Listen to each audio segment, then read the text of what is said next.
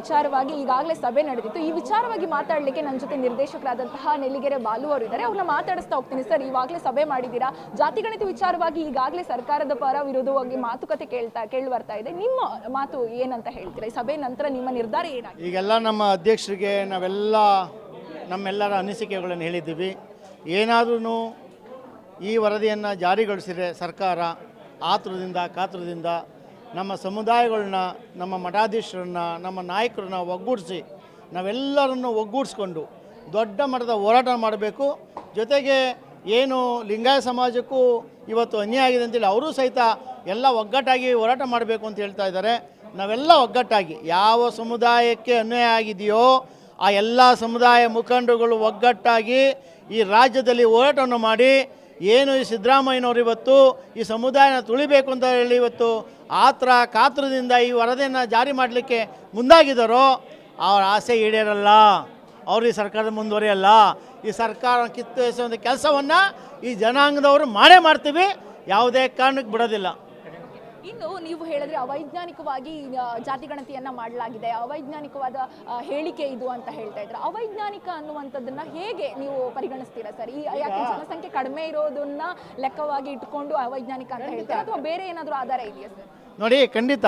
ಈಗ ನೀವುಗಳೇ ಮಾಧ್ಯಮದವರು ಪ್ರತಿಯೊಂದು ಚುನಾವಣೆಯಲ್ಲಿ, ಪ್ರತಿಯೊಂದು ತಾಲೂಕುಗಳಲ್ಲಿ, ಪ್ರತಿಯೊಂದು ಜಿಲ್ಲೆಯಲ್ಲಿ ಯಾವ್ಯಾವ ಸಮುದಾಯ ಎಷ್ಟೆಷ್ಟಿದೆ ಅಂತೇಳಿ ನೀವೀಗ ವರದಿಯನ್ನು ಮಾಡಿದ್ದೀರಾ.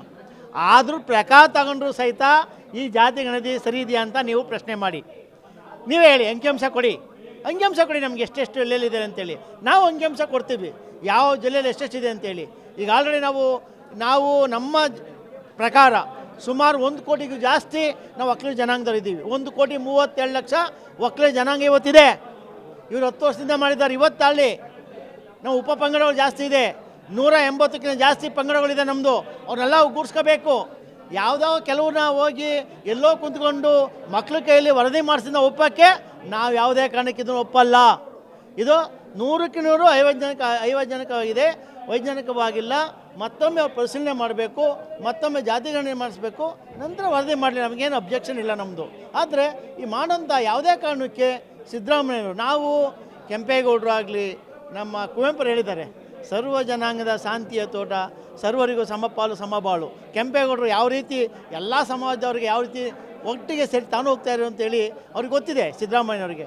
ನಾವೆಲ್ಲ ಒಂದು ಕಡೆ ಸಿದ್ದರಾಮಯ್ಯನವ್ರ ಬಗ್ಗೆ ಗೌರವ ಇತ್ತು, ಆದರೆ ಎಲ್ಲ ಸಮಾಜಕ್ಕೆ ಒಳ್ಳೆ ನ್ಯಾಯ ಕೊಡ್ತಾರೆ ಅಂತ. ಆದರೆ ಈ ಥರ ಈ ಸಮಾಜಗಳನ್ನ ತುಳಿದು ಆಡಳಿತ ಮಾಡ್ತಾರೆ ಅಂತೇಳಿ ನಾವು ಯಾವತ್ತೂ ಅನ್ಕೊಂಡಿರಲಿಲ್ಲ. ನಮಗೆ ದಿಗ್ಭ್ರಮೆ ಆಗ್ತಾಯಿದೆ. ಸಿದ್ದರಾಮಯ್ಯ ಇಷ್ಟೊಂದು ಸಿದ್ದರಾಮಯ್ಯ ಜಾತಿವಾದಿ ಯಾವ್ದ್ರ ಅನ್ನೋದು ನಮಗೆ ಇವತ್ತು ನಿಜವಾಗ್ಲೂ ಅವ್ರ ಮೇಲೆ ಕೋಪ ಬಂದಿದೆ. ಈ ಸಮುದಾಯನ ದಯವಿಟ್ಟು ಕೆಣಕಬೇಡಿ ಸಿದ್ದರಾಮಯ್ಯನವರೇ. ಜೇನುಗೂಡಿಗೆ ಕಲ್ಲು ಹಾಕಬೇಡಿ, ಕಲ್ಲು ಹೊಡಿಬೇಡಿ. ಯಾವುದೇ ಕಾರಣಕ್ಕೆ ಲಿಂಗಾಯತ ಸಮುದಾಯ ಮತ್ತು ಒಕ್ಕಲಿಗ ಸಮುದಾಯ ಕೆಣಕಿದವರು ಯಾವ ಸರ್ಕಾರ ಉಳಿದಿಲ್ಲ.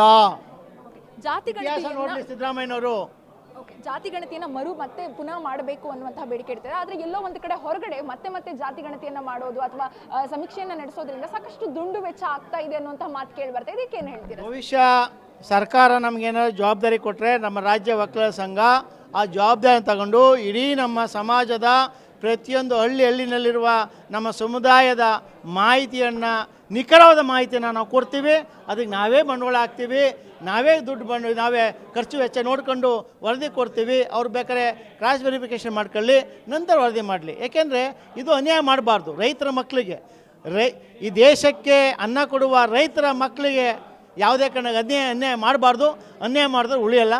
ಅವ್ರು ಯಾವುದೇ ಕಾರಣಕ್ಕೆ ಅವ್ರ ಅಧಿಕಾರದಲ್ಲಿ ಮುಂದುವರಿಯಲ್ಲ. ಮತ್ತೆ ನೀವು ಸರ್ಕಾರವನ್ನು ಬೀಳಿಸ್ತೀವಿ, ಅಧಿಕಾರದಲ್ಲಿ ಮುಂದುವರಿಯಲ್ಲ ಅಂತ ಹೇಳ್ತಿದ್ದೀರಾ ಜನಾಂಗದ ವಿಚಾರಕ್ಕೆ ಬಂದರೆ. ಆದರೆ ಎಲ್ಲೋ ಒಂದು ಕಡೆ ನಿಮ್ಮ ಜನಾಂಗದ ಶಾಸಕರೇ ಆಗಿರ್ಬೋದು ಅಥವಾ ಲಿಂಗಾಯತ ಜನಾಂಗದ ಶಾಸಕರಾಗಿರ್ಬೋದು, ಅವರು ಈ ಜಾತಿಗಣತಿ ವಿರುದ್ಧವಾಗಿ ಎಲ್ಲೂ ಧ್ವನಿ ಎತ್ತುತ್ತಾ ಇಲ್ಲ ಅಥವಾ ನಿಮ್ಮ ಪರವಾಗಿ ಎಲ್ಲೂ ಮಾತಾಡ್ತಾ ಇಲ್ಲ. ಇದ್ರ ಬಗ್ಗೆ ಏನು ಹೇಳ್ತೀರಾ ಸರ್? ಇವತ್ತು ನೋಡಿ, ನಮ್ಮ ಜನಾಂಗ ಅಂದರೆ ಸ್ನೇಹಕ್ಕೂ ಸಿದ್ಧ, ಸಮರಕ್ಕೂ ಸಿದ್ಧ. ಹಂಗೆ ಯಾಕೆಂದರೆ ಎಲ್ಲರೂ ಪ್ರೀತಿಯಿಂದ ಕಾಣಬೇಕು ಅಂತೇಳಿ ಸುಮ್ಮನೆ ಅವರೇ. ಏನಾದ್ರು ಅನ್ಯಾಯ ಆಯ್ತದೆ ಅಂದರೆ ಯಾವುದೇ ಕಾರಣಕ್ಕೆ ಅಧಿಕಾರ ಕಂಡ್ಕೊಂಡು ಕುಂತ್ಕೊಳ್ಳಲ್ಲ. ನಮ್ಮ ಜನಾಂಗದ ಶಾಸಕರಾಗಲಿ, ಸಂಸದರಾಗಲಿ, ಮಂತ್ರಿಗಳಾಗಲಿ 100ಕ್ಕೆ 100 ನಮ್ಮ ಜೊತೆ ಕೈ ಜೋಡಿಸ್ತಾರೆ. ಅವ್ರು ಕೈ ಜೋಡಿಸ್ತಾರೋ ಬಿಡ್ತಾರೋ ಗೊತ್ತಿಲ್ಲ. ಈ ಸಮಾಜದ ನಾಯಕರಾಗಿ ಸಂಘ ಇದೆ, ಏನು ಒಕ್ಕಲಿಗ ಸಂಘ ಇದೆ. ಒಕ್ಕಲಿಗ ಸಂಘ ಈ ಸಮಾಜದ ರೈತರ ಮಕ್ಕಳಿಗೋಸ್ಕರ ಹೋರಾಟ ಮಾಡ್ತದೆ. ನಂತರ ಕಾದು ನೋಡಿ ಯಾವ ರೀತಿ ಇರ್ತದೆ ಹೋರಾಟ ಅಂತೇಳಿ. ಹದಿನೇಳನೇ ತಾರೀಕು ಅಕಸ್ಮಾತ್ ಇದು ಜಾತಿ ಗಣತಿ ಮಂಡನೆ ಆದ್ರೆ ನಿಮ್ಮ ನಿರ್ಧಾರ ಯಾವ ರೀತಿಯಾಗಿರುತ್ತೆ? ನಿಮ್ಮ ಸಂಘದ ವತಿಯಿಂದ ಯಾವ ರೀತಿಯಾದಂತಹ ಹೋರಾಟ ನಡೆಯುತ್ತೆ? ನಮ್ಮ ಸಂಘದ ಅಧ್ಯಕ್ಷರ ನೇತೃತ್ವದಲ್ಲಿ ನಮ್ಮೆಲ್ಲ ಮಠಾಧೀಶರು ಮತ್ತು ನಮ್ಮ ನಾಯಕರನ್ನು ಒಗ್ಗೂಡಿಸ್ಕೊಂಡು ಅವ್ರನ್ನ ಭೇಟಿಯಾಗಿ ಅವರೆಲ್ಲ ಸಲಹೆಯನ್ನು ತಗೊಂಡು ನಮ್ಮ ಸಮುದಾಯಗಳನ್ನ ಒಗ್ಗೂಡಿಸ್ಕೊಂಡು ಮುಂದಿನ ಹೋರಾಟದ ಬಗ್ಗೆ ತೀರ್ಮಾನ ಮಾಡ್ತೀವಿ. ಇದಿಷ್ಟು ಈ ನಿರ್ದೇಶಕರ ಮಾತಾಗಿದೆ. ಜಾತಿ ಗಣತಿ ವಿಚಾರವಾಗಿ ಸಾಕಷ್ಟು ಮಾತು ಕೇಳಿ ಬರ್ತಾ ಇರೋದ್ರಿಂದ, ವಿರೋಧ ವ್ಯಕ್ತವಾಗ್ತಾ ಇರೋದ್ರಿಂದ ಈ ಬಗ್ಗೆ ಈ ರೀತಿಯಾದಂತಹ ನಿರ್ಧಾರ ಕೈಗೊಳ್ತೀವಿ ಅನ್ನುವಂಥದ್ದು ಬಾಲು ಅವರ ಮಾತಾಗಿದೆ. ಇನ್ನು ಮುಂದೆ ಸರ್ಕಾರದ ಕ್ಯಾಬಿನೆಟ್ನಲ್ಲಿ ಯಾವ ರೀತಿಯಾದ ನಿರ್ಧಾರ ಕೈಗೊಳ್ತಾರೆ, ಹಾಗೆಯೇ ಒಕ್ಕಲಿಗರ ಸಂಘದ ವತಿಯಿಂದ ಯಾವ ರೀತಿಯಾದಂತಹ ನಿರ್ಧಾರ ಕೈಗೊಳ್ತಾರೆ ಅನ್ನೋದನ್ನ ನಾವು ಕೂಡ ಕಾದು ನೋಡಬೇಕಾಗಿದೆ.